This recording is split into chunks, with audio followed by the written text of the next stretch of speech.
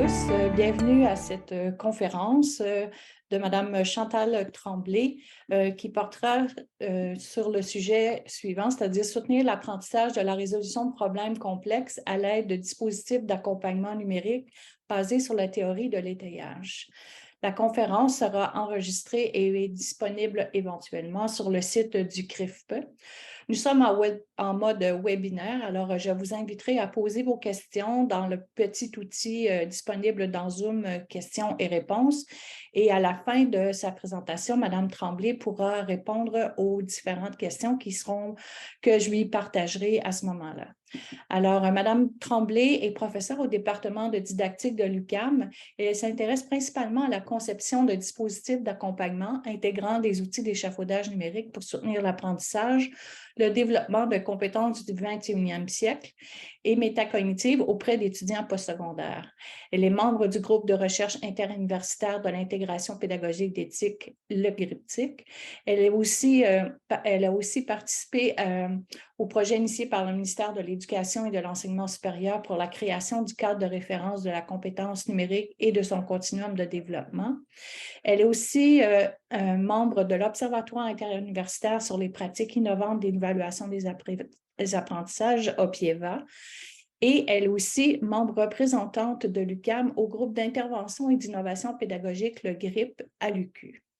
Donc, Madame Tremblay, nous sommes prêts à vous entendre pour la présentation de votre sujet. Alors, merci. À vous la parole. Merci beaucoup, Madame Meunier. Bonjour à toutes et à tous. Merci beaucoup d'être présents aujourd'hui pour cette présentation. Alors, je vais tout de suite vous partager mon écran. La présentation qui devrait durer une quarantaine de minutes, puis ensuite, ce sera une période d'échange. Donc, juste vérifier que vous voyez bien mon écran en ce moment. Oui, très bien, merci. Merci. Alors, la présentation, donc brièvement, le plan aujourd'hui, qu'est-ce que je souhaitais présenter? Donc d'abord, peut-être définir qu'est-ce que j'entends par un problème complexe pour ensuite présenter un petit peu des causes qui peuvent expliquer pourquoi des étudiants universitaires ou de niveau collégial peuvent avoir des difficultés à les résoudre. Ce qui va ensuite me permettre de vous présenter le dispositif d'accompagnement que j'ai utilisé dans le cadre de ma thèse et que j'utilise maintenant dans un nouveau projet, dans une version améliorée. Et je vais terminer la présentation par montrer quelques autres exemples du dispositif d'accompagnement qui pourraient, d'autres exemples d'utilisation dans différents contextes. Alors, commençons par une définition d'un problème. Donc, qu'est-ce qu'un problème d'un point de vue conceptuel? Là? Donc, un problème à résoudre possède un état initial, donc une situation initiale que l'individu qui veut le résoudre doit se représenter. Ça va impliquer souvent une question à répondre ou des objectifs à atteindre. Le problème se termine, disons, lorsqu'on est arrivé à l'état final, la situation finale. C'est le moment où est-ce que l'individu va déterminer qu'il a atteint l'objectif ou qu'il a répondu à la question qui était initiale. Donc, c'est le passage de cet état initial insatisfaisant vers un état final qui est satisfaisant, qui correspond à ce qu'on va définir comme le processus de résolution de problèmes et qui va impliquer que l'individu va réaliser une suite d'actions cognitives ou comportementales qui va l'amener progressivement vers cet état final. Or, ça peut être compliqué. Ça nécessite la mise en œuvre de plusieurs actions, souvent qui ne sont pas connues d'avance et ça peut être encore plus compliqué là, quand on pense à des étudiants qui en sont peut-être à leurs premières expériences avec la résolution de type de problème. Si j'approfondis un petit peu plus la définition de problème complexe, dans la littérature, on va voir différentes façons de caractériser les problèmes. Il y a plusieurs termes qu'on emploie souvent pour parler de problèmes complexes. On va parler de problèmes qui vont être mal structurés ou mal définis. Donc, ce sont des problèmes qui nécessitent plus que l'application simple d'une méthode connue par l'étudiant pour les résoudre. Le modèle de Jonassen propose une typologie de problème qui serait basée sur 3 critères, qui va permettre un petit peu de déterminer la majorité des caractéristiques là, qui permettent de distinguer un problème simple d'un problème complexe. Donc, on aurait les 3 critères qui seraient la structure, le contexte et des facteurs internes, externes. Ce sont des continuums, donc qui permettent de vraiment aller qualifier est-ce que le problème est plus simple ou il est plus complexe. Donc, si je regarde un petit peu la structure, donc un problème a une structure plutôt simple si dès le départ à la situation initiale, le but, il est clair, on a une solution unique, une solution exacte, optimale et qui nécessite finalement l'application de règles connues pour atteindre cette situation, cette solution optimale. Donc, c'est assez disons, c'est assez direct comme processus. On peut penser à la résolution d'un problème simple en mathématiques. Un problème complexe, souvent, la structure d'un problème va être complexe si le but est à déterminer. Donc, à l'état initial, on n'est pas certain exactement. C'est peut-être la personne qui va résoudre le problème qui va devoir se fixer un but. Et c'est généralement le cas parce qu'il y a des informations manquantes. On n'a peut-être pas tout ce qu'on aurait besoin pour être capable de fixer un but clair là, dès la première étape ou disons de le comprendre dès le départ. Dans ce type de problème-là, une structure complexe, c'est possible qu'on ait plusieurs solutions optimales. Donc, il n'y en ait pas juste une. C'est possible qu'il n'y en ait aucune. Donc, il n'y a pas une façon parfaite de le résoudre. Il y a différentes choses qui peuvent être mises en place pour arriver à résoudre ce problème-là. Il y a beaucoup d'informations manquantes, il y a beaucoup d'inconnus. Donc, c'est des éléments qui rendent le processus, disons, moins simple ou moins direct que dans un problème dont la structure, elle est simple. Deuxième caractéristique qui permet de qualifier un problème de complexe, ça va être par rapport au contexte. Donc, dans un problème qu'on va qualifier plutôt simple, le contexte est souvent peu élaboré, souvent absent. Ça peut faire penser à un problème scolaire. Dans un problème qui est plus complexe, là, c'est l'inverse. Le contexte est très élaboré et significatif. On va penser à des problèmes qui sont authentiques, qui sont tirés vraiment là, du monde professionnel, par exemple. Et finalement, bien, il y a les facteurs internes et externes qui vont aussi influencer la complexité d'un problème. Donc, du côté des facteurs internes, ce sont les forces, les limites de l'individu. Bien entendu, un individu qui a beaucoup d'expérience à résoudre ce type de problème-là, pour lui, ça devient quelque chose de simple. À l'opposé, quelqu'un qui c'est la première fois, ça peut représenter une complexité plus importante. Les connaissances disciplinaires, les connaissances qui sont nécessaires pour résoudre le problème vont jouer aussi sur la complexité du problème. Donc, ces facteurs-là peuvent un petit peu montrer une différence entre experts et novices. Donc, des jeunes étudiants novices, pour eux, le problème est plus complexe. Des professionnels experts qui solutionnent ce type de problème depuis 15 ans, pour eux, c'est peut-être quelque chose de plus simple. Du côté des facteurs externes, donc ce sont les caractéristiques du problème. Alors, dans un problème simple, il y a souvent peu de variables, sont limitées, il y a peu d'interactions entre les variables, ce qui est le contraire quand on arrive vers la complexité. On va avoir beaucoup de variables puis beaucoup d'interrelations entre elles. Ce qui nous amène à un facteur qui augmente la complexité d'un problème, c'est la dynamicité. C'est cette idée que la mise en œuvre d'une solution va avoir des répercussions sur certaines variables qui vont à leur tour engendrer possiblement de nouveaux problèmes. Donc, il va falloir une deuxième étape de solution pour trouver une solution qui permet de pallier à ces nouveaux problèmes-là que la solution a créés et ainsi de suite. Donc, mettre en œuvre une solution a des conséquences pas que positives, il faut aussi penser à ces conséquences-là et les interactions entre les variables. Donc, ça peut faire en sorte de rendre le problème beaucoup plus complexe que s'il n'y a aucune relation entre les variables, si ça reste statique.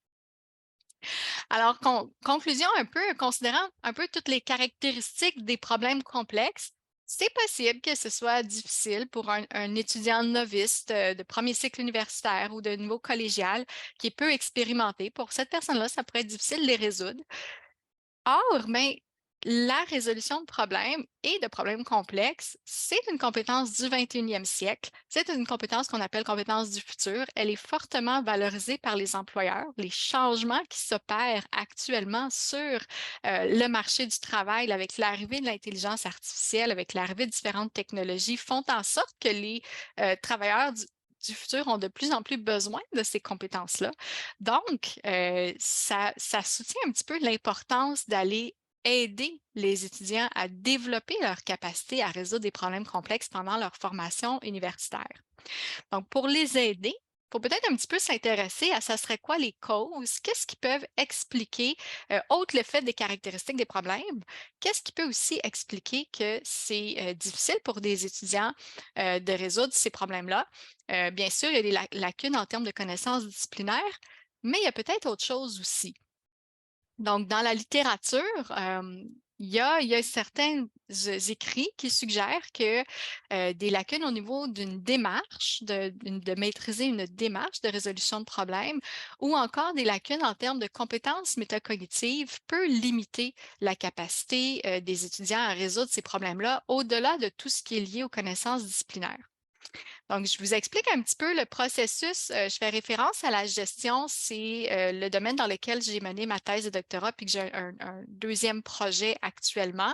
Donc, en gestion, la résolution de problèmes complexes implique de suivre un processus qui va faire appel aux connaissances disciplinaires, aux compétences métacognitives, dont la première étape de ce processus-là, c'est généralement ce qu'on appelle une élaboration de l'espace problème, c'est-à-dire d'aller comprendre la situation initiale, c'est quoi les causes du problème, c'est quoi les différentes parties prenantes, les différents groupes de la population qui sont impliqués, qu'est-ce que chacune d'entre elles, qu'est-ce que chacun de ces groupes-là souhaite obtenir, c'est quoi leurs intentions. Donc, vraiment d'aller faire une compréhension là, de tout ce qui est lié au contexte du problème. Ensuite, après avoir disons, fait une bonne compréhension de tout ça, les gestionnaires ou les étudiants en gestion vont développer la solution, c'est-à-dire qu'ils vont aller élaborer plusieurs solutions possibles pour ce problème-là. Puis, éventuellement, ils vont devoir se positionner, ils vont devoir prendre position, évaluer les solutions possibles, puis choisir celle qu'ils considèrent qui est la plus pertinente, la plus adéquate, qui permet le mieux de résoudre le problème. Or, en gestion, puis dans plusieurs autres domaines, il n'y a pas de solution optimale. Il n'y en a pas qu'une seule qui peut résoudre le problème. Donc, c'est nécessaire de l'argumenter. C'est nécessaire de la justifier, de témoigner auprès de ses pairs, témoigner auprès de ses gestionnaires au-dessus de niveau hiérarchique plus haut, que c'était la solution la plus pertinente. Donc, il y a une étape d'argumentation. Et disons, dans un cadre d'apprentissage, il va y avoir une étape de production de la solution, donc peut-être un rendu qui va permettre ensuite à l'enseignant de l'évaluer. Et donc, tout au long de ce processus-là, l'étudiant va devoir s'appuyer sur ses connaissances disciplinaires en gestion pour être capable de bien comprendre le problème, avoir des solutions qui sont, disons, appuyées sur les connaissances disciplinaires qui vont donc permettre d'être bien argumentées, bien justifiées. Mais pendant ce processus-là, il y a aussi une mobilisation de compétences métacognitives. Donc, d'abord, de mobiliser la compétence de planification. Les étudiants vont devoir déterminer les actions à mettre en œuvre pour déterminer la solution, dans quel ordre, qu'est-ce qu'on doit faire, quelles ressources est-ce qu'on doit aller chercher, qu'est-ce qui nous manque. Donc, il y a quand même beaucoup de planification qui doit être faite. Et il y a aussi les compétences de monitoring et d'autocontrôle qui vont être mobilisées. Donc, dans cette idée que tout au long du travail, les étudiants sont toujours concentrés sur la résolution du problème. Donc, ils sont toujours en train de travailler sur produire une solution qui répond bien au problème initial, là, qui permet d'atteindre une situation finale qui est satisfaisante. Donc, un peu de s'assurer que l'attention, elle est toujours vers l'accomplissement de la tâche et que si ce n'est pas le cas, si on est rendu dans un autre problème, qu'on est rendu ailleurs, bien, il y a cette capacité-là à faire de l'autocontrôle, donc à revenir sur l'accomplissement de la tâche. Donc, un coup que toute la solution a été produite, on se met dans une perspective d'apprentissage, donc apprentissage en contexte universitaire, mais aussi apprentissage tout au long de la vie, formation continue. Développer sa capacité à résoudre des problèmes, ça peut continuer de s'améliorer. Donc, la dernière étape du processus devrait être une évaluation de la solution. Donc, est-ce que finalement la solution, elle était adéquate? Est-ce que finalement, quand on compare avec les autres solutions de ses pairs, est-ce qu'il y avait mieux? Mais aussi une évaluation du processus. Donc, de réfléchir à la démarche qui a été mise en œuvre. Est-ce qu'elle était adéquate? Qu'est-ce qu'on aurait pu faire de mieux au niveau de la planification, du monitoring? Donc, comment est-ce que les choses auraient pu mieux se passer pour arriver à une solution qui est de meilleure qualité? Donc, pour être en mesure de faire cette évaluation-là, ça nécessite de disposer de compétences métacognitives d'auto-évaluation adéquates. Il faut être capable de poser un jugement pas trop fort, pas trop faible, mais vraiment adéquat sur son niveau, sur sa qualité, sa solution, sur son processus qui a été fait. Et ça va permettre, d'une part, d'aller améliorer ou disons de faire un retour sur les connaissances disciplinaires et éventuellement, c'est aussi d'aller enrichir la métacognition, là, donc améliorer ses habiletés de planification, monitoring, autocontrôle, etc. Donc, tout ça se passe au moment que les étudiants vont résoudre des problèmes complexes. Alors, ce que j'ai un peu expliqué dans le cadre de ma thèse, puis ce que j'avais comme positionnement par rapport à ça, c'est que si on veut, disons, accompagner les étudiants dans le développement de leur capacité à résoudre des problèmes complexes, il faudrait utiliser un dispositif qui va permettre d'agir à la fois sur les connaissances disciplinaires, sur le processus, puis sur les compétences métacognitives.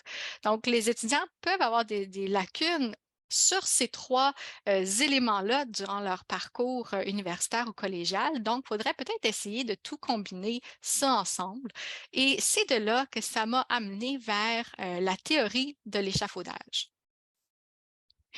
Donc, l'échafaudage, brièvement, qu'est-ce que c'est? C'est l'assistance d'un tuteur qui est fournie à un apprenant pour l'amener à réaliser une tâche qui, au moment de l'apprentissage, n'est pas en mesure de faire par lui-même. Donc, l'échafaudage ou l'étayage, tout dépendant, c'est juste deux termes qui sont utilisés pour le même concept. Donc, il y a plusieurs auteurs qui se sont intéressés. Brunner est un des premiers auteurs là, avec Wood qui a vraiment élaboré une théorie sur l'échafaudage, l'étayage. Et donc, pour Brunner, il parle d'un processus d'échafaudage qui va permettre l'apprentissage et ça repose essentiellement sur le dialogue entre le tuteur et l'apprenant. Et donc, dans sa théorie, il propose des caractéristiques clés de ce dialogue-là qui vont faciliter l'apprentissage. Et la première de cela, c'est l'intersubjectivité. L'étudiant et son enseignant ou le tuteur et l'apprenant doivent avoir une reconnaissance commune de c'est quoi la tâche qu'ils sont en train de faire, c'est quoi l'intention, où est-ce qu'on s'en va avec ça. Donc, il faut que ça soit bien compris des deux parties pour que l'apprenant puisse comprendre qu'est-ce qu'il est en train de faire et qu'il va l'associer à ce qu'il connaît déjà. Deuxième caractéristique, c'est l'évaluation diagnostique dynamique. Donc, le tuteur doit évaluer son apprenant à différents moments durant l'apprentissage dans l'intention d'aller fournir une assistance qui est adaptée, donc qui n'est pas trop grande, qui n'est pas trop faible, qui est vraiment juste dans sa zone proximale de développement. Puis, au fur et à mesure des expériences, l'apprenant devient de plus en plus disons, de plus en plus autonome, où il est capable d'en faire de plus en plus. Alors, c'est le rôle du tuteur de retirer son assistance jusqu'au moment que l'apprenant a atteint, disons, l'internalisation, c'est-à-dire qu'il est capable d'accomplir la tâche de façon autonome, seul, il n'y a pas besoin du tuteur.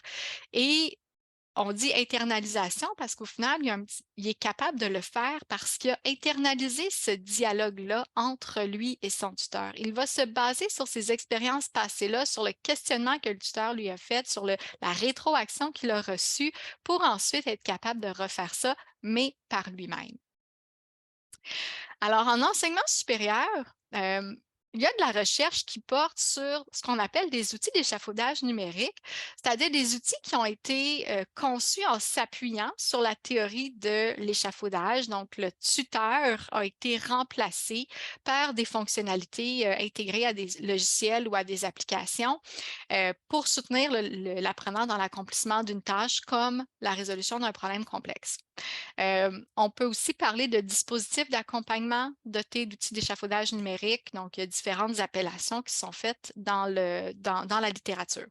Mais pour qu'on puisse vraiment parler d'outils d'échafaudage numérique, ces outils-là doivent respecter certaines caractéristiques qui sont associées à l'échafaudage, dont la première qui est ce qu'on appelle, ce qui va susciter le dialogue intérieur. Donc, dans ces outils-là, on va miser beaucoup sur du questionnement. Questionnement cognitif sur les contenus disciplinaires, questionnement stratégique qui va être, par exemple, sur la démarche de résolution de problèmes, questionnement métacognitif pour aider à mobiliser les compétences de planification, d'auto-évaluation, monitoring, etc. On va aussi aller avec la rétroaction comme un tuteur ferait avec son apprenant dans un contexte s'ils étaient tous les deux en face à face, mais pas juste une rétroaction disons, limitée, mais une rétroaction qui vise aussi l'interaction. On donne la rétroaction pour amener l'étudiant à réfléchir sur cette rétroaction-là. Est-ce qu'il est en accord? Comment est-ce qu'il se compare à cette rétroaction? Est-ce que ça fait du sens pour lui? Donc, il y a vraiment cette idée de dialogue intérieur. Ensuite, les outils peuvent faciliter la tâche, guider la démarche. Donc, quand on est dans des problèmes complexes, qu'il y a plusieurs grandes étapes, les outils peuvent avoir proposer une certaine structure pour que l'étudiant ensuite soit capable de l'internaliser et la reproduise là, sans l'aide des outils. Selon les recherches, selon les contextes, des fois, on est dans une démarche qui est plutôt contrainte, donc dans un tuteur intelligent où est-ce que là, les étapes sont prédéterminées pour l'étudiant. On peut être dans un autre type de structure où est-ce qu'elle est plutôt guidée. Elle est proposée, elle est orientée sans jamais forcer l'étudiant, mais qui va plus y aller lorsqu'il va ressentir la pertinence ou qu'il va en comprendre le sens de suivre une démarche dans un ordre plutôt qu'un autre. Troisième caractéristique de ces outils-là, ils vont généralement, ils vont surtout mener à l'internalisation. C'est un peu ce qui les distingue des autres types d'outils numériques. Ce ne sont pas des outils qui sont conçus pour être utilisés de façon permanente ou pour être utilisés tout au long de la vie étudiante ou professionnelle. C'est vraiment dans cette perspective d'apprentissage. Donc, un jour, on souhaite que les étudiants n'en aient plus besoin, qu'ils aient finalement mémoriser ce dialogue intérieur ou internaliser ce dialogue intérieur-là qu'ils ont eu avec l'interaction avec les outils et que ce soit suffisant pour qu'ils soient capables de réaliser des tâches sans avoir recours là, à cette structure-là ensuite. Alors, disons, mes intérêts de recherche sont principalement orientés sur l'apprentissage, la résolution de problèmes complexes, le développement de compétences en utilisant des dispositifs d'accompagnement qui ont des outils d'échafaudage numérique auprès d'étudiants au niveau postsecondaire, donc collégial, universitaire. Et c'était donc l'objet un petit peu de ma thèse doctorale. Donc, je présente brièvement un petit peu là, la thèse, le sujet de ma thèse. Donc, je suis allée concevoir là, des outils d'échafaudage numérique. Ils ont été intégrés dans une application et l'intention de tout ça, c'était de voir c'est quoi leur influence pour résoudre des problèmes complexes et aussi pour développer les compétences métacognitives des étudiants. Donc, les outils qui ont été développés, ils ont été développés, bien entendu, en s'appuyant sur la théorie de l'échafaudage. On voulait guider les étudiants, donc il y avait une démarche proposée, elle n'était pas contrainte. Les étudiants devaient les utiliser de façon autonome, c'est-à-dire l'enseignant n'était pas à côté d'eux au moment qu'il les utilisait, mais les enseignants avaient le rôle de présenter ces outils-là, de présenter en classe comment les utiliser, pourquoi les utiliser. L'application qu'on a utilisée, c'est une application qui s'appelle Karuta. C'est un portfolio open source dans lequel on peut intégrer beaucoup de fonctionnalités. Donc, on a développé l'application en collaboration avec les enseignants du cours dans lequel le projet a eu lieu. Donc, c'est un cours d'économie publique obligatoire à HEC Montréal en deuxième année du baccalauréat. Et les étudiants devaient solutionner 3 problèmes avec l'application. Donc, vous les voyez sur la gauche, le 4e était un exemple qui leur était donné. Dans le projet initial, les étudiants devaient avoir 1h30 pour solutionner ces problèmes-là en classe. Donc, les évaluations apparaissaient donc le jour ou au moment où est-ce que l'évaluation avait lieu. Et les étudiants pouvaient cliquer sur l'énoncé d'une évaluation pour ouvrir le menu vers les onglets, dont le premier, c'était la mise en situation. Donc là, on expliquait vraiment le problème, qui étaient des problèmes authentiques tirés de l'actualité. Alors, à la fin du problème, on proposait aux étudiants qui le souhaitent d'aller poursuivre leur compréhension ou, disons, les aider dans l'élaboration de leur espace problème en consultant des liens externes. Les outils d'échafaudage étaient présents dans les autres onglets. Donc, d'abord, l'onglet planification, on questionnait beaucoup l'étudiant puis on le guidait dans son processus. Donc, d'abord, les premières questions, on voulait qu'il soit en mesure de bien comprendre le problème, là, donc comprendre c'était quoi les causes, les parties prenantes, qu'est-ce qu'elles souhaitent. Donc, on le questionnait pour qu'il puisse vraiment faire un bon portrait là, de la situation. Puis ensuite, on le guidait dans le développement de la solution. Donc, on l'amenait à élaborer au moins 2 solutions, 2 solutions qui étaient opposées l'une à l'autre. Et au terme de tout ça, il devait se positionner, donc il devait choisir laquelle de ces solutions-là était la plus adéquate pour résoudre le problème. Et ensuite, lorsqu'il avait complété la 2e section, il arrivait dans la 3e section de la planification qui visait à le guider dans l'élaboration de ses arguments. Donc, il était questionné sur les différents, sur les arguments. On lui demandait de nommer ses arguments dans une phrase. Et surtout, on questionnait les étudiants sur les conséquences négatives de leur solution, un petit peu pour vraiment leur faire prendre conscience il y a peut-être des sous-problèmes aussi, là, il y a peut-être une espèce de dynamicité au problème qu'il faut considérer. Puis quand on élabore la solution, ben, il va falloir l'argumenter, donc il va falloir aussi répondre à ces conséquences négatives-là qui peuvent engendrer là, la solution. Donc, au terme de tout ça, après avoir fait cette étape de planification, l'étudiant était amené à produire sa solution qui prenait la forme d'une lettre d'opinion. S'il avait bien, disons, rempli les sections précédentes, il y avait des réponses de ces questions dans les autres onglets qui apparaissaient, un petit peu pour susciter le monitoring, l'autocontrôle, donc s'assurer que finalement la lettre qu'il est en train d'écrire, elle est cohérente avec ce qu'il a dit dans les sections précédentes. Tout de suite en bas de la lettre, l'étudiant avait accès à une liste de vérifications. Donc, on voulait susciter l'auto-évaluation. Donc, il y avait différents énoncés que l'étudiant devait se positionner. Donc, c'était une échelle de Likert de 1 à 5. Et lorsque les choix étaient plutôt faibles, il y avait un petit conseil de l'expert qui s'apparaissait juste pour susciter un petit peu la réflexion, peut-être amener l'étudiant à revoir des éléments de sa lettre ou de ses arguments. Donc, c'était pour l'encourager à retourner vers sa lettre là, avant de la soumettre pour la correction. Et le lendemain de l'évaluation, il y avait le 3e outil qui apparaissait qui était une solution de l'économiste expert. Donc, c'était une vidéo d'un économiste, un professeur du département d'économie qui présentait une solution détaillée. C'était sous la forme d'un petit entretien, donc qui expliquait vraiment l'ensemble de la solution au problème selon la position de l'économiste.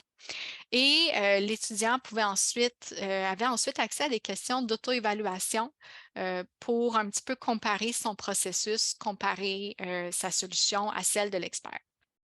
Donc, ma recherche doctorale visait à analyser l'influence de ces outils-là, puis à déterminer un petit peu leur intention d'utilisation. Plus en détail, là, il y avait 3 objectifs. Donc, qui étaient le premier objectif d'analyser l'influence de ces outils-là sur le résultat aux évaluations. On voulait aussi voir si ça permettait un développement des compétences métacognitives. Donc, on avait demandé aux étudiants de remplir le questionnaire MAI au début et à la fin du trimestre. On a utilisé une méthode mixte, donc on a aussi comparé les résultats avec des groupes de discussion, des entretiens. Le 2e objectif visait vraiment à voir à comprendre un petit peu comment les outils influençaient les pensées des apprenants au moment qu'ils les utilisaient. Est-ce que ça suscitait le dialogue intérieur? Comment est-ce que ça le suscitait? Donc, on a tenté de répondre à cette question par des entretiens, des groupes de discussion. Et le troisième objectif, c'était de comprendre la perception des étudiants à l'égard de est-ce qu'ils trouvaient que c'était des outils qui étaient utiles, est-ce qu'ils étaient faciles à utiliser, donc un petit peu des éléments de l'intention d'utilisation. Puis on a utilisé un questionnaire qui était basé sur le modèle TAM et ses adaptations, là, TAM 2, TAM 3. Puis on a bien entendu comparé avec les données qualitatives. Je précise un petit peu, ce projet-là a eu lieu pendant l'année de la pandémie. Alors, nous avions prévu à l'automne 2019 que les groupes témoins, ceux qui utiliseraient l'application sans les outils, donc qui avaient juste accès à la mise en situation, y écrivaient leur lettre d'opinion et ça s'arrêtait là. C'était les groupes de l'automne. Et ceux qui auraient accès à l'application avec tous les beaux outils, c'était les groupes de l'hiver. Je vous ai dit tout à l'heure, on avait prévu que la résolution des problèmes se ferait en classe pendant une période d'1h30. Bien, à l'hiver, oups, pandémie, ça n'a pas été possible. Alors, ce qui s'est passé, c'est que, bon, pour l'automne, 3 expérimentations, 1h30 en classe, pas d'outils. À l'hiver, la première expérimentation a eu lieu en classe 1h30 avec les outils. La fermeture des universités s'est faite entre la première et la deuxième utilisation, donc deuxième et troisième utilisation qui se sont faites à distance. Et là, à distance, on ne pouvait pas contrôler le temps et c'était une situation aussi où les étudiants vivaient beaucoup d'anxiété. Là, on est en mars 2020, les universités viennent tout juste de fermer. On est dans disons, une situation un peu exceptionnelle. Alors, les étudiants ont eu droit à une journée complète pour réaliser l'évaluation. Donc, tous les groupes, il y avait 2 journées qu'ils faisaient l'évaluation à distance. On a décidé ensuite de poursuivre la collecte de données quantitatives à l'été et à l'été, les 3 utilisations là, se faisaient à distance. Pour ce qui est des données qualitatives, ça a été collecté auprès des étudiants qui ont subi le trimestre de l'hiver, donc en présence à distance. Et ça, je le précise parce que ça a permis de sortir des résultats qu'on n'aurait pas eu si on n'avait pas eu cette pandémie-là. Donc, il y a quand même des différences entre le fait d'utiliser des outils en classe ou à distance. Vous avez un petit peu le résumé des méthodes que j'ai utilisées. Donc, on a fait des analyses factorielles, on a comparé les résultats aux évaluations, les résultats, les échelles des questionnaires entre les groupes témoins et les groupes expérimentaux. Donc, pour voir s'il y avait des différences significatives. Puis, on a fait des analyses là, de contenu systématique pour les données qualitatives. Je présente brièvement les principaux résultats de la recherche. Un résultat qui a été qu'on a observé au niveau quantitatif et qualitatif, c'est il semble que l'usage à distance de ces outils-là ait permis une plus grande influence sur l'apprentissage. Et d'un point de vue quantitatif, ce qu'on a observé, c'est que les résultats de la première évaluation, quand on compare les trimestres, on voit que les groupes de l'hiver ont une différence significative par rapport aux groupes de l'automne, donc ils ont mieux réussi que ceux de l'automne, c'est significatif. Mais à l'été, c'est significatif aussi et c'est plus fort que ceux de l'hiver. Donc, c'est comme si ça disait avoir des outils en classe, c'est mieux que d'avoir aucun outil. Mais avoir des outils à distance, c'est mieux que d'avoir des outils en classe. Donc, ça semble avoir été ce qu'on observait en quantitatif. Ça a ressorti beaucoup dans les données qualitatives aussi. Les étudiants ont mentionné à distance, premièrement, le temps. D'avoir plus de temps permettait de mieux utiliser les outils, de vraiment prendre conscience de leur importance, de c'est quoi les types de questions, qu'est-ce qu'il faut faire. Donc ça, il y avait cette dimension-là. Mais il y a aussi le fait qu'à distance, des étudiants dans les entretiens et des groupes de discussion ont mentionné qu'ils se sentaient isolés, qu'ils n'avaient pas la possibilité de parler avec leur père, de parler avec leur enseignant, qu'ils étaient un peu seuls à résoudre le problème. Donc, se sont tournés vers les outils comme étant l'appui, l'accompagnement qu'ils auraient pu, qui manquait, là, qui avait peut-être une certaine présence en salle de classe qui était différente à distance. Donc, on a remarqué que la distance semblait être plus favorable à l'influence des outils sur l'apprentissage parce qu'ils étaient plus utilisés. Quand on s'intéresse à l'intention d'utilisation, la perception d'utilité et de pertinence a été assez présente au niveau des questions de planification. Tout l'onglet de planification, euh, il y a certaines nuances, là, certains outils qui ont été moins utilisés, mais disons que cette section-là était celle qui était la plus perçue comme favorable, comme pertinente là, pour soutenir la résolution du problème et la liste de vérification juste avant de déposer sa lettre. Cependant, on a remarqué que les outils n'ont pas vraiment eu d'influence lors de la rédaction de la lettre. C'est comme si ça, on souhaitait que ça les aide dans l'écriture, mais il n'y a pas eu d'influence que les étudiants ont perçue dans nos résultats qualitatifs. C'est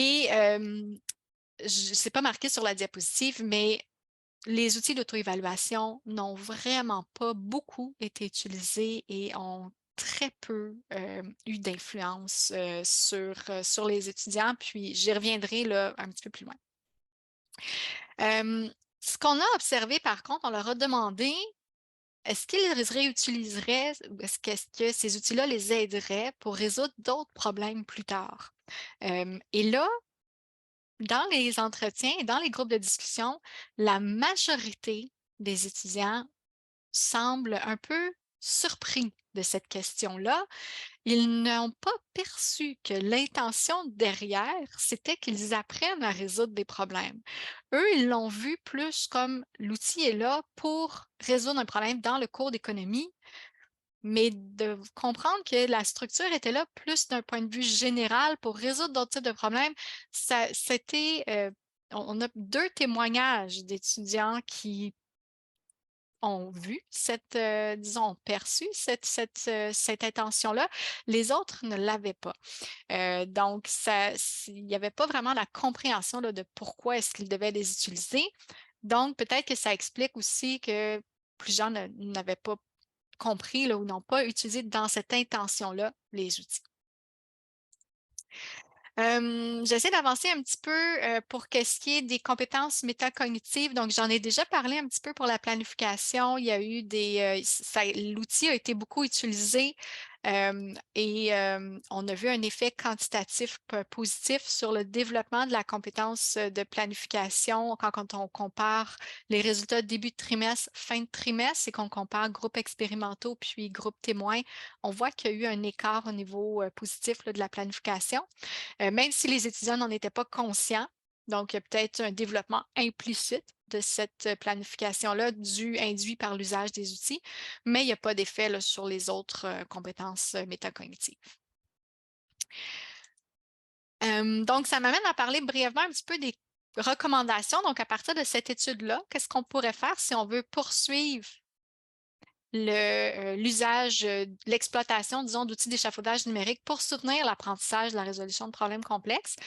Première recommandation, il semble important de s'assurer de l'intersubjectivité, c'est-à-dire de la compréhension. Pourquoi est-ce que des outils, à quoi ils servent, comment est-ce qu'on peut les utiliser. Donc, vraiment de montrer aux étudiants que ce n'est pas juste dans l'idée de réussir l'évaluation dans un cours, c'est dans l'idée de développer une compétence professionnelle qui va être utile tout au long de la vie professionnelle. Il y a aussi cette idée de peut-être miser sur le rôle de l'enseignant. Dans cette étude-là, les enseignants ont peu parlé des outils, étaient peut-être un peu plus en retrait par rapport à ces outils-là.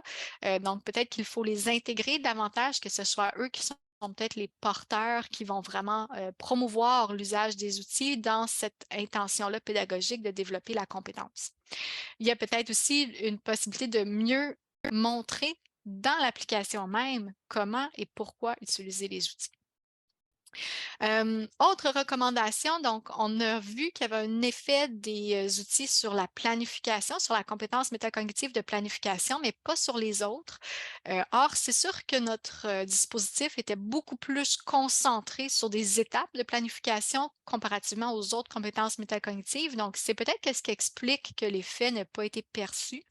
Donc, il faudrait peut-être revoir le soutien cognitif. Surtout peut-être au niveau de l'auto-évaluation. Donc, l'onglet qui apparaissait le lendemain de l'évaluation, il n'était peut-être pas assez complet. La pertinence ou la valeur de ça n'a peut-être pas été assez perçue par les étudiants, puis on pourrait beaucoup améliorer cet élément-là en termes d'outils. Dernier point, je ne l'ai pas mentionné, mais quand on a fait les analyses factorielles du questionnaire basé sur l'intention d'utilisation sur le modèle TAM et ses adaptations, on a remarqué que l'échelle de perception d'utilité et de pertinence était associée avec l'échelle qui parlait du plaisir et du caractère agréable des outils. Donc, ça nous amène à se dire peut-être que c'était lié. Les étudiants qui trouvaient que les outils étaient agréables, étaient faciles à utiliser, étaient ceux qui en percevaient l'utilité et la pertinence. On est peut-être plus dans un modèle d'attente-valeur plutôt qu'un modèle d'intention d'utilisation comme il est proposé là, par Davis et ses collègues. Alors, ça semble aussi être quelque chose qu'il faut considérer si on veut que les outils puissent influencer l'apprentissage. Quelques limites de la recherche, je voulais mentionner le contexte de la COVID-19, bien entendu, ça a influencé les résultats, que ce soit au niveau de la procédure, la tâche n'était pas la même.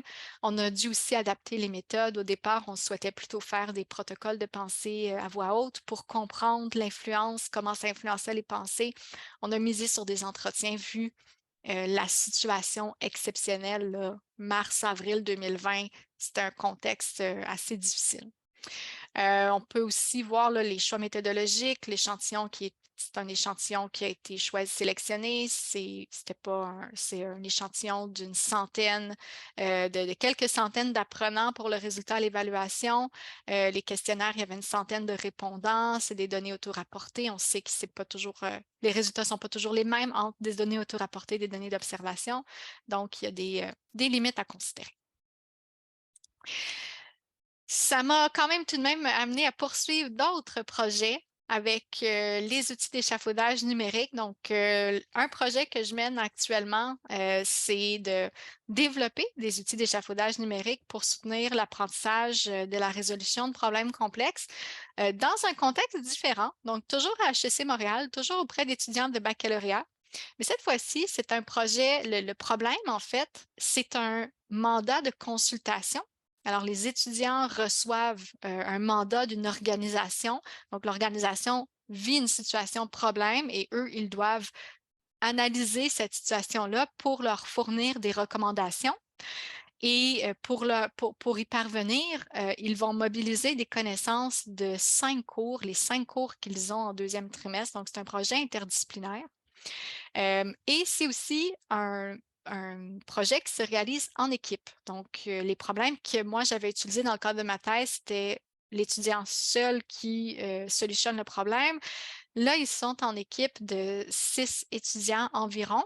Donc, on souhaite développer des outils pour les aider dans leur démarche de ce mandat-là qui est très complexe vu la quantité d'informations, la quantité de variables qui est disponible, mais aussi on veut développer des outils qui vont aussi les aider au niveau de la collaboration. Donc, on a un petit peu, les étudiants ressentent des difficultés associées à leur compétences de collaboration. Donc, on veut aussi avoir des outils qui vont les aider dans cette démarche-là. Actuellement, où est-ce qu'on en est dans le projet? On a développé une application qui n'a pas d'outil d'échafaudage numérique encore, qui est tout simplement là pour travailler sur le projet, qui permet de faciliter la collaboration. Et notre intention, donc c'est un design-based research, donc l'intention, c'est qu'à la fin du trimestre, on ait des rencontres, des groupes de discussion, des entretiens individuels avec des étudiants pour échanger comment est-ce qu'on pourrait intégrer des fonctionnalités dans cette application-là pour soutenir leur démarche, pour les aider à développer leurs compétences là, à résoudre des problèmes, puis aussi pour les aider dans leurs habiletés de collaboration. Donc, c'est un projet que je mène actuellement là, qui se poursuit. Et donc, la nouvelle version de l'application avec les outils d'échafaudage devrait être lancée à l'hiver 2024. Puis à ce moment-là, on essaiera de voir finalement quelle est l'influence de ces outils-là. Intérêt de recherche, donc, je le mentionne que je suis toujours intéressée par la recherche à développer des outils d'échafaudage numérique pour soutenir le développement de compétences. L'application Karuta a de très belles fonctionnalités d'auto-évaluation et de rétroaction enrichie, et ça serait des intérêts de recherche futurs que je souhaiterais mener, là, d'aller voir ces fonctionnalités-là. Donc, dans le cadre de ma thèse, la rétroaction, c'était l'auto-évaluation, la rétroaction était peut-être pas assez développée. Maintenant, l'application le permet, puis je montre des exemples. Donc, on a ici un premier exemple de ce que peut faire l'application. Donc, l'étudiant s'auto-évalue, l'enseignant l'évalue, et là, ensuite, on peut amener l'étudiant à réfléchir puis à comparer sa réflexion. On a ici, dans un autre projet, on demande à l'étudiant de faire un peu une réflexion sur ce qu'il a fait comme démarche, donc dans le but de développer sa compétence à reproduire la démarche dans un autre contexte. Ici, on propose d'autres fonctionnalités d'auto-évaluation où est-ce que l'étudiant va se donner une note. Ce qui est intéressant dans cela, c'est que l'étudiant peut ensuite choisir est-ce qu'il veut que son enseignant ou non donne aussi une note. Donc, il y a cette idée-là de à quel point est-ce qu'il se sent confiant dans son auto-évaluation, à quel point est-ce qu'il a besoin d'accompagnement. Et lorsqu'il ressent le besoin, là, il va pouvoir recevoir la rétroaction de son enseignant. Et dans un autre projet, l'application peut aussi être utilisée pour planifier une démarche d'apprentissage, une démarche de résolution de problèmes. Donc, amener l'étudiant à voir qu'est-ce qu'il a fait, ou planifier qu'est-ce qu'il doit faire là, pour accomplir la tâche. Donc, ce sont toutes des possibilités de l'application. Puis, il y en a probablement d'autres applications qu'on pourrait utiliser, mais de voir cette influence-là pour développer des compétences professionnelles, c'est vraiment ce que je souhaite poursuivre comme recherche dans mes projets futurs. Alors, merci beaucoup de votre écoute. On arrive maintenant à la période d'échange et de questions. Merci, Madame Tremblay, c'est fort intéressant. Alors, je vous pose quelques questions qu'on a reçues via l'application. Alors, je vais commencer par celle de Madame Arnois qui nous dit, elle a deux questions. Donc, la première, qu'entendez-vous par rendre les outils agréables? Est-ce que vous parlez du design, de l'ergonomie, de la facilité d'utilisation? Je pourrais commencer par celle-ci. Oui, merci beaucoup pour la question. Très, très bonne question. Effectivement, dans les entretiens qualitatifs, j'avais demandé aux étudiants, puis dans les groupes de discussion, on leur a demandé des suggestions d'amélioration et les rendre agréables, c'est premièrement tout ce qui est ergonomie, design, que ce soit facile de l'utiliser, que ce soit beau, que ce soit qu'il y ait comme une certaine dimension affective. Dans la structure actuelle, c'est beaucoup des questions. Peut-être qu'il y a cette idée aussi de personnalisation ou qu'il y a un aspect à rajouter, peut-être pour vraiment aller chercher le côté affectif que les étudiants trouvent que c'est plaisant de l'utiliser. Parfait, merci pour cette réponse. La deuxième question, Madame Arnois, selon vous, qu'est-ce qui explique que les auto-évaluations n'ont pas eu l'effet souhaité sur le processus de résolution de problèmes des étudiants? Oui, mais en fait, ce qui est arrivé, c'est que les étudiants ne faisaient pas leur auto-évaluation. Donc, l'onglet était disponible le lendemain de l'évaluation, mais c'était optionnel. Ce n'était pas noté. L'auto-évaluation n'était pas corrigée ou notée par l'enseignant.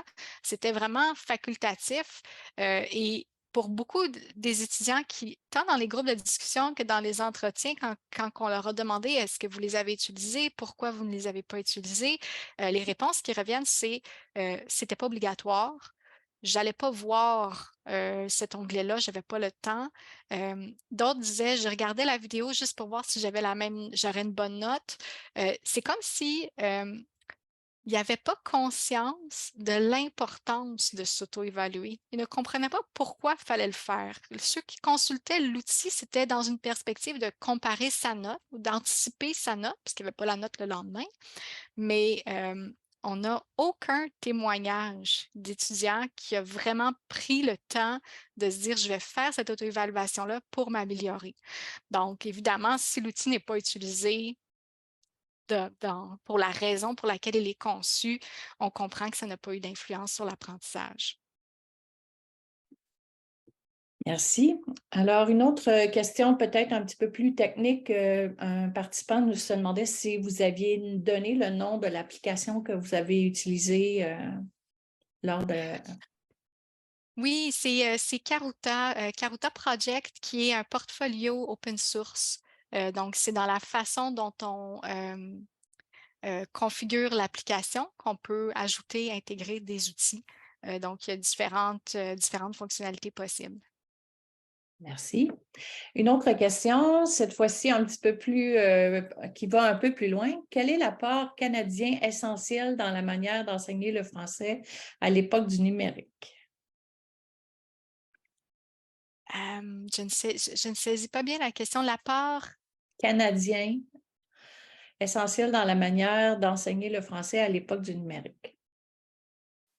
je trouve la question intéressante, mais je ne saurais pas, je ne crois pas avoir d'être en mesure d'y répondre. D'accord, Je n'ai pas d'accord. de recherche sur ce sujet. Sur ce sujet. D'accord, merci. Alors, ben, j'inviterais, si d'autres personnes pourraient poser leurs questions toujours dans l'application questions et réponses dans, dans l'outil de Zoom, ça serait intéressant pour Mme Tremblay de pouvoir répondre. Donc, une autre question ici. Pouvez-vous préciser l'interdisciplinarité de votre projet, de projet de recherche en cours?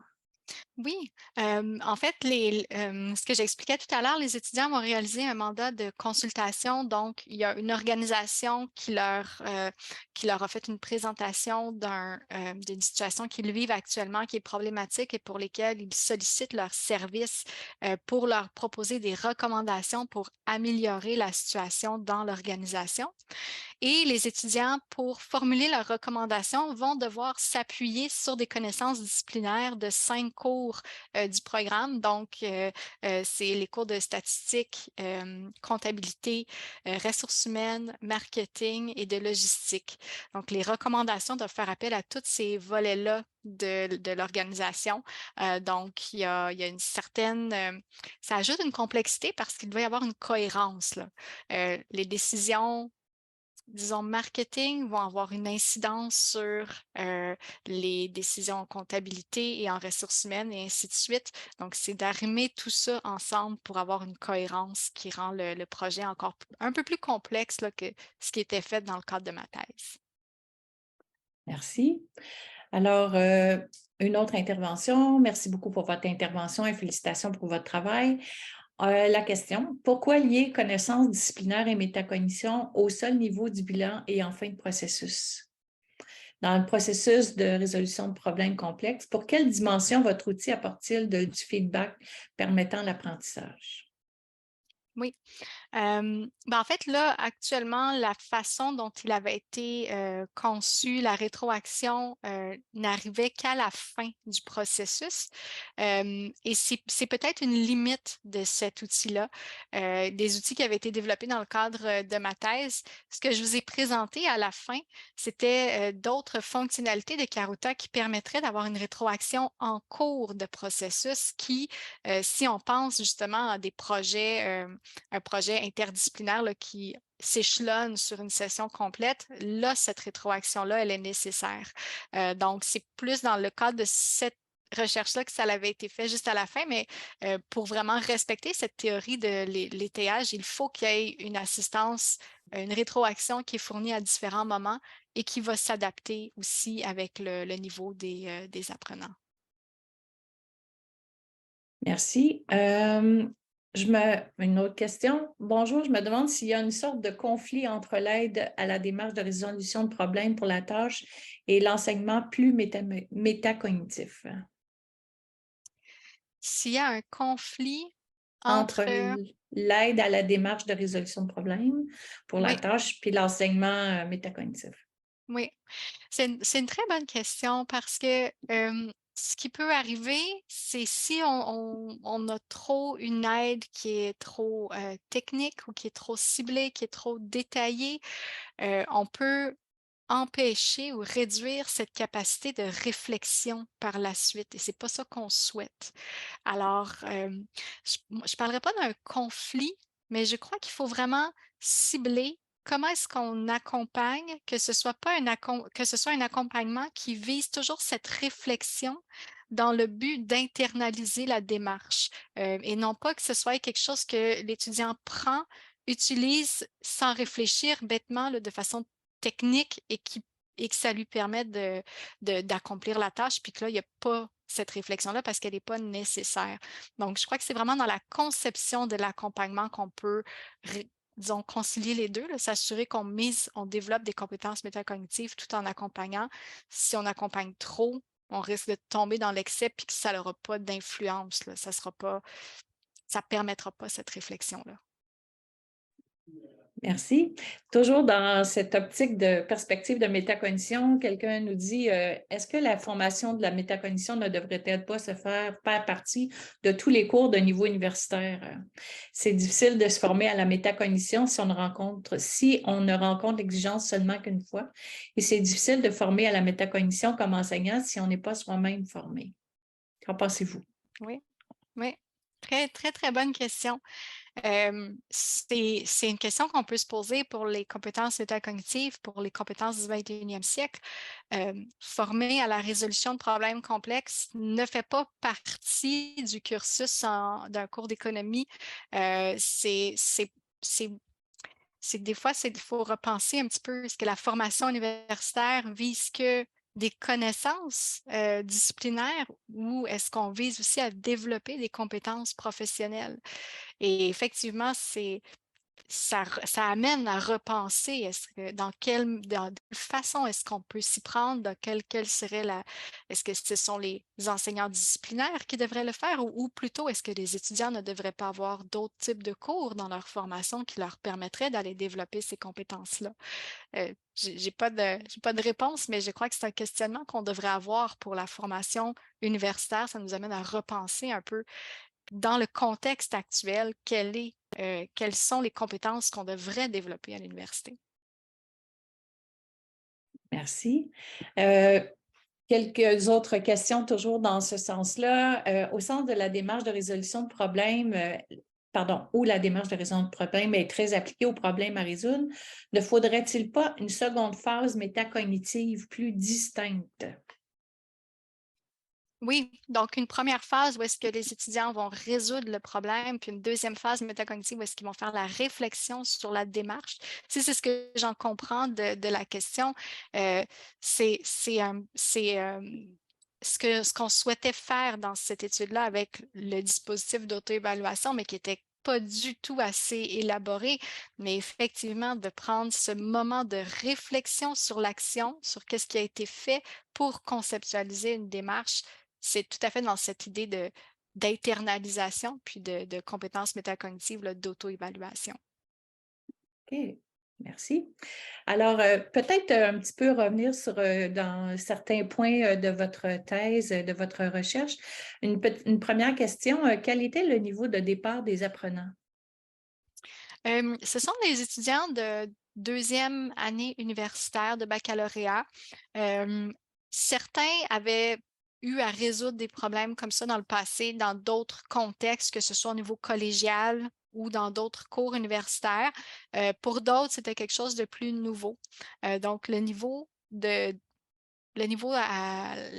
habiletés de résolution de problèmes n'étaient pas les mêmes parmi tous les apprenants. Puis on l'a remarqué aussi dans les usages. Les étudiants qui se sentaient moins habiles, ce sont ceux qui ont plus utilisé les outils. D'autres étudiants, quand j'ai fait les entretiens, d'autres étudiants qui se sentaient très habiles déjà, que pour eux, résoudre des problèmes, c'était déjà quelque chose qui se considérait fort ou qui maîtrisait, on peut utiliser les outils. Parfait. Une autre question, toujours en lien avec votre recherche. L'outil a-t-il eu des effets en termes d'autorégulation des apprentissages? Ben, en fait, l'autorégulation, je le conceptualisais plus dans les compétences métacognitives. Est-ce que ça avait une influence sur le développement des compétences métacognitives? Puis ce qu'on a observé, c'était vraiment juste au niveau de la planification que ça a eu un effet, mais pas au niveau des autres compétences métacognitives. OK, parfait. Maintenant, attendez un petit peu, j'essaie de regrouper les questions dans le même sens. Oui, il y avait ici, bougez pas. Oui, les questions de l'onglet planification, comment les avez-vous élaborées tout en vous assurant de ne pas suggérer une démarche à l'apprenant? Oui. Ben, en fait, les questions ont été formulées en s'appuyant un petit peu sur, les caractéristiques de ces problèmes-là. Donc, on a regardé quelles sont les informations que les étudiants devraient minimalement, heu, à obtenir pour se faire un portrait, disons, d'une situation initiale adéquate. Donc, dans ce type de problème-là, il faut toujours considérer la discipline. Donc, on est dans une discipline d'économie publique. Donc, on élaborait des questions en se disant, ben, dans ce type de problème d'économie publique, il y a des informations importantes à connaître sur les groupes de population, sur le gouvernement, Donc, on est vraiment allé voir considérant ce type de problème, ce contexte, quelles seraient des informations que les étudiants ne doivent pas manquer? Et ce qu'on a regardé aussi, c'est avec les expériences des années antérieures. Donc, c'est un travail qui était demandé depuis plusieurs années. Les étudiants devaient résoudre ce type de problème-là, devaient écrire ce type de lettre d'opinion-là dans les années précédentes. On a regardé, bien, quelles étaient les principales erreurs? Qu'est-ce qu'ils oubliaient de faire? À quoi ils ne pensaient pas? Et c'est pour ça, tout à l'heure, quand j'ai dit dans l'onglet, on leur posait des questions, surtout sur les conséquences négatives de leur solution. C'est quelque chose qui était souvent oublié des étudiants par le passé. Puis dans la littérature, on a des recherches qui le montrent aussi que les étudiants plus novices vont pas nécessairement considérer toutes les conséquences de leur solution. Donc, d'où cet intérêt de se dire, bien, ça, c'est une faiblesse que les étudiants ont. On va essayer de la cibler par une question. Donc, ça a été les différents éléments là, qui étaient considérés, puis toujours dans le respect de la théorie de l'échafaudage, donc du questionnement sans donner de réponse, puis qui vise à un petit peu à être internalisé là, par la suite. Merci. Une autre question, est-ce que le manque d'utilisation de l'outil d'auto-évaluation ne serait pas lié au rapport que l'apprenant a développé à l'évaluation en visant uniquement la performance comme seul but, voire au rapport à l'évaluation par et de l'enseignant? C'est une bonne question, ça. C'est ben, c'est ce qu'on a observé. Les étudiants qui ont mentionné avoir utilisé l'outil d'auto-évaluation, c'était dans cette idée de notation. Est-ce que ma note va être bonne? Est-ce que ils se questionnaient d'avoir répondu comme l'expert, non pas pour, disons, évaluer leurs apprentissages, mais plus pour évaluer leurs notes, prédire leurs notes.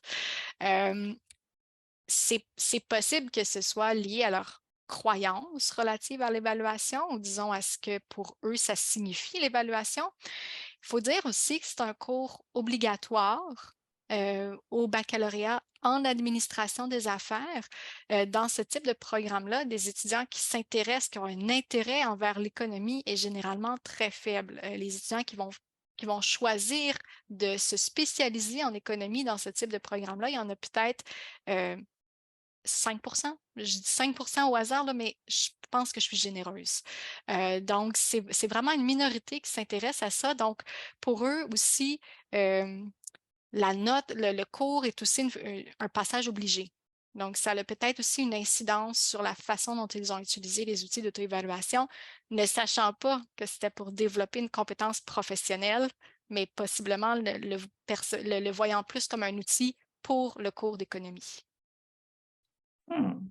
Ben, toujours dans cette perspective de notation.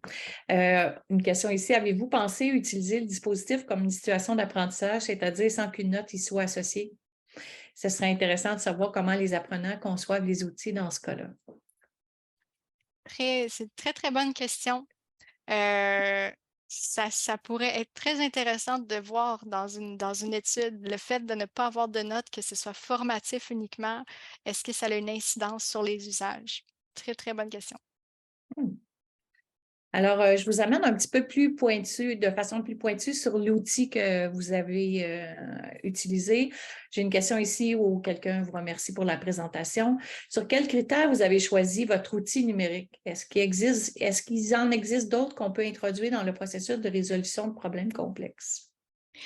Oui, en fait, je vous dirais que dans les études que j'avais consultées, qui documentaient différentes applications qui avaient été utilisées pour concevoir des outils d'échafaudage numérique, c'est souvent dans les disciplines de sciences, technologies, génie, mathématiques. Donc, c'est ce que moi j'avais repéré de ce qui était disponible déjà ou ce que d'autres chercheurs présentaient était probablement pas adapté dans un contexte de problèmes complexes en gestion. Donc, je n'ai pas vu la possibilité disons, programmer un outil là, déjà existant. Alors, il a fallu que je regarde autour de moi comment est-ce que je pourrais faire en sorte de concevoir des outils, une application, tout ça, considérant aussi les ressources financières qui étaient possibles dans le cadre de la thèse doctorale. Et je connaissais l'application Karuta pour l'avoir déjà utilisée dans le passé sans outils, là, vraiment juste comme un portfolio. Et j'étais en contact avec une coopérative qui développe des portfolios pour différents projets de recherche. Donc, on a établi le partenariat de cette façon-là parce qu'il n'y avait pas de solution déjà accessible dans celle que j'avais repérée, que j'aurais pu prendre là, directement. Mais effectivement, il y a sûrement plusieurs autres outils qui peuvent être configurés dans ce sens-là. Puis encore de façon un petit peu plus technique et pointue, on nous demande l'application a été développée dans quel langage? Euh, le langage de programmation? Oui, Ça, je ne pourrais pas vous dire. C'est Karuta, si vous allez sur Karuta Project, là, vous allez voir, c'est open source, mais moi, je n'ai pas programmé moi-même l'application. C'est la coopérative qui l'a fait pour moi. Donc, je ne pourrais pas vous répondre à cette question. OK. Bien entendu, quand on vous entend, tout de suite, ben, comme chercheur, on se dit qu'il y a peut-être possibilité de transfert. Alors, dans d'autres domaines ou auprès de d'autres types d'apprenants, une question ici qu'on a, c'est est-ce que vous pensez étendre éventuellement vos recherches au secteur des jeunes? C'est une bonne question. L'expérience que j'ai, puis pourquoi est-ce que je me suis intéressée à l'enseignement supérieur? Moi, avant d'être chercheur dans le milieu de l'éducation, j'étais chargée de cours en économie. Donc, pour moi, ça a toujours été mon intérêt de recherche en enseignement supérieur vient de mon expérience professionnelle du passé. Donc, c'est pour ça que d'emblée, c'est dans ce domaine-là que je me suis, disons que j'ai poursuivi la recherche. Est-ce que ce serait possible de l'utiliser dans un contexte à l'école secondaire? Probablement. Il y a des études qui le font. Euh, des éléments qui peuvent être plus difficiles dans le contexte du secondaire, c'est l'autonomie, la maturité des élèves. Il faut vraiment la considérer dans l'accompagnement qui est offert. Mais il y a de la recherche qui se fait sur des outils d'échafaudage numérique au secondaire. Peut-être éventuellement, c'est quelque chose qui viendra dans mes intérêts de recherche, mais j'ai plus d'expérience dans le milieu universitaire, dans les compétences professionnelles, d'où les recherches en cours. Ben, peut-être que, dans le fond, un intervenant nous dit ici, un participant, étant donné que la résolution de problèmes est au programme au secondaire au Québec, dans le programme de formation d'école québécoise, voyez-vous des éléments qui pourraient améliorer ou impacter positivement les façons de faire un enseignement de la compétence à ce niveau? Oui, ben, je pense que si on voit que les étudiants à l'université ont des lacunes, c'est aussi parce qu'ils ont eu de la difficulté à développer cette compétence-là par leurs expériences antérieures. Donc, peut-être que la démarche, moi, ce que je misais dans le cadre de la thèse, puis dans le cadre des projets, c'est de développer une démarche de résolution de problèmes complexes. Donc, pas juste de regarder la solution, mais vraiment tout le processus derrière. Et ça, je pense que ça peut commencer très tôt, de développer la capacité des élèves à avoir une démarche, une structure quand ils solutionnent des problèmes, indépendamment du cours dans lequel ils sont, de la discipline dans laquelle ils sont, mais vraiment d'avoir une perspective plus globale, puis de les accompagner dans cette conception-là, cette construction-là de démarche. Ça, tout à fait, plus on le commence tôt, plus elle peut s'améliorer par la suite. Merci. Bien, justement, dans ce transfert, on vient de parler des secteurs des jeunes, mais une participante nous dit qu'en sciences de la santé, ils ont développé un modèle de raisonnement clinique en contexte d'incertitude qui, je le pense, vous intéresserait si vous ne le connaissez pas déjà. Les similarités sont très intéressantes. On dit un outil d'apprentissage à l'aide de la concordance de strict est très utilisé auprès des professionnels de la santé. Puis, ben, Madame Charbonneau, nous demande si vous seriez intéressé par ces travaux. Oui, oui, tout à fait. J'ai entendu parler de la concordance de script, l'intégration qu'on peut faire dans Moodle, donc l'application, l'outil qu'on peut ajouter dans Moodle pour ça, c'est quelque chose de très intéressant. Le raisonnement clinique s'apparente beaucoup à une démarche de résolution de problèmes complexes. C'est développer la capacité de jugement. Donc, il y a des liens à faire tout à fait entre la recherche que j'ai présentée aujourd'hui et les vôtres. Donc oui, ça serait très intéressant d'en discuter. Donc, on invite la dame à vous contacter par courriel pour donner suite à peut-être de futurs projets de recherche communs. Une question intéressante qui est un peu d'actualité, si on peut le dire ici, est-ce que le chat GPT pourrait être utilisé comme un outil, selon vous? Euh, Éventuellement, il faudrait s'interroger sur l'intégration d'intelligence artificielle dans ce type d'outil-là, dans cette idée de reproduire le dialogue, le discours entre le tuteur puis l'apprenant.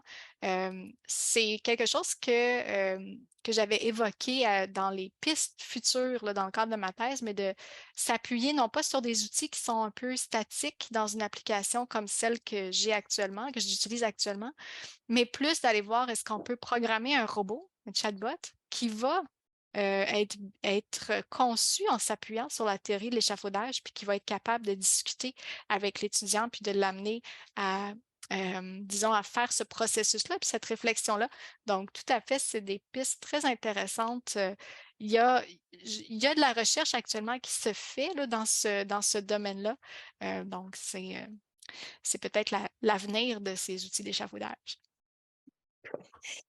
Toujours dans le même sens, quelqu'un nous demande qu'est-ce que vous pensez de Canva Instructor? Je ne sais pas si vous connaissez. Non?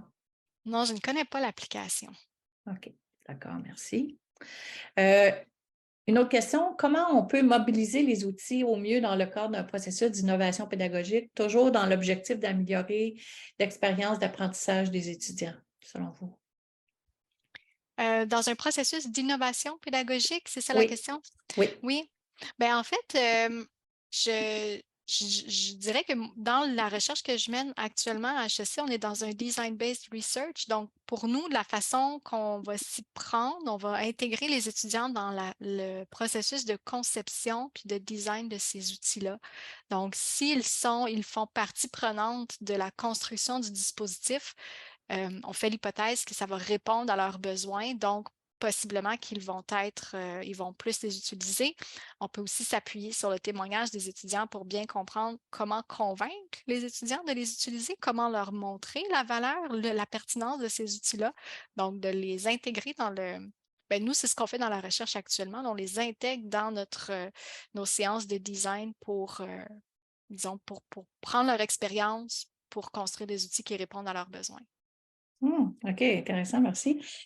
Puis justement, un peu en questionnant l'outil que vous utilisez, c'est quoi l'apport, selon vous, par rapport à un questionnaire papier, par exemple, pour l'apprenant puis pour le prof? C'est quoi, c'est ça, l'apport? Oui. Bien, il y a différents apports qu'on peut voir. Le premier, c'est il y a la structure de garder des traces dans un seul lieu virtuel. Donc, sur une même interface, on a les traces de tout ce qu'on a fait.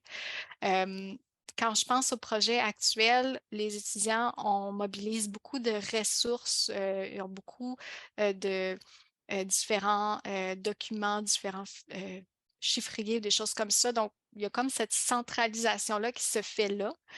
Ça peut être une première chose. La deuxième, c'est aussi l'interactivité. Donc, à la toute fin, je vous montrais des exemples de rétroaction où est-ce que l'étudiant va appuyer sur un bouton pour demander la rétroaction de l'enseignant. Puis là, il va comparer sur le même, dans la même fenêtre, il va voir sa rétroaction, la rétroaction de l'enseignant, puis il va avoir le questionnement. Donc, le fait que cette structure-là peut être préférable à peut-être juste de l'avoir au niveau écrit. Même chose, comparer son évaluation notée avec celle de son enseignant.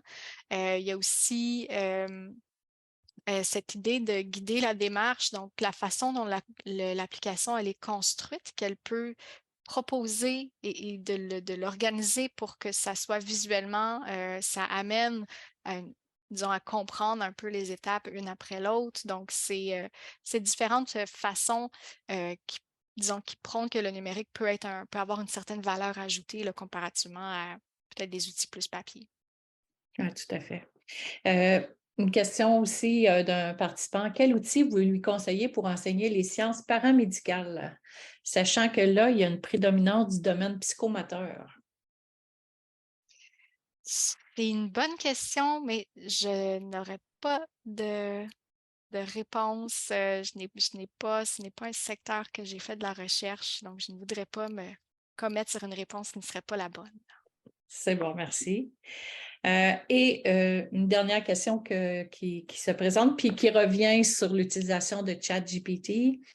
Ne croyez-vous pas que, je vais avec moi-même un peu parier déjà de votre réponse, mais ne croyez-vous pas que ce que vous présentez est une bonne solution pour éviter que les étudiants trichent en utilisant ChatGPT? Une bonne question. Comment éviter que les étudiants trichent en utilisant ChatGPT? Effectivement, de demander aux étudiants de réfléchir sur leurs actions, de réfléchir sur leur processus. Éventuellement, peut-être faudra noter cette réflexion, donc noter, évaluer la réflexion, la qualité de la réflexion peut peut-être justement limiter le recours à des applications de robots qui ne sont pas encore en mesure, je crois, de porter une réflexion sur des actions. Intéressant, merci. Je n'ai pas d'autres questions qui m'ont été proposées dans l'outil que les gens pouvaient utiliser. Alors, je tiens à vous remercier, Madame Tremblay, pour cette conférence fort intéressante et pertinente qui nous amène à nous questionner sur nos pratiques pédagogiques et évaluatives aussi pour soutenir justement le développement des compétences métacognitives. Merci beaucoup et je vous souhaite une agréable fin de journée. Merci beaucoup de l'invitation et merci d'avoir été présent. Au revoir à tous.